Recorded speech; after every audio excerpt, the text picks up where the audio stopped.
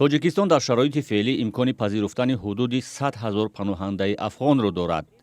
имомалӣ иброҳимзода, муовини раиси кумитаи ҳолатҳои фавқулода, дар нишасти хабарии ин ниҳод рӯзи 23 июл гуфт, танҳо дар як тамрингоҳи низомӣ метавонад ин шумораи паноҳандагони эҳтимолиро ҷойгир кунад. вай афзуд, дар сурати пеш омадани мушкилӣ тоҷикистон ба созмонҳои байналмилалию хориҷӣ муроҷиат хоҳад кард. айни замон барои қабул кардани гурезагон мо бениҳоят майдонҳои калонро интихоб кардаги ҳастем. аллакай шумо медонед ки яке аз майдонҳое ки ана машқҳои ҳарбии вазорати мудофиа мегузашт мумира, дар он ҷо мо ҷой кардем. ана боз мо дар он ҷо дар шумораи 2000 одам ба ҳисоби миёна муайян карда будем, лекин имконияти қабули то 100 000 нафарро ин майдон дорад.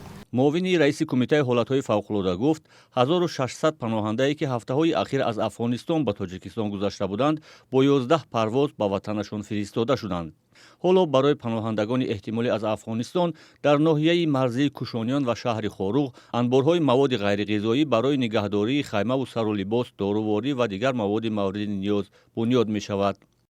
анборе ки дар хоруғ ба нақша гирифта шудааст, вай ҳам рӯзҳои наздик аллакай бояд ба итмом расад.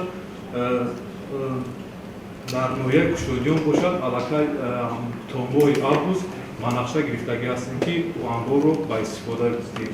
дар он анбор ниёзҳои аввалин дараҷаи ғайрихӯрока барои гурезагон нигаҳдорӣ карда мешавад. ба дунболи дар моҳҳои ахир фаъол шудани ҳаракати гурӯҳи толибон дар афғонистон ва зери тасарруфи худ даровардани минтақаҳои марзӣ бо тоҷикистон, шуморе аз шаҳрвандони афғонистон ба тоҷикистон паноҳ бурданд.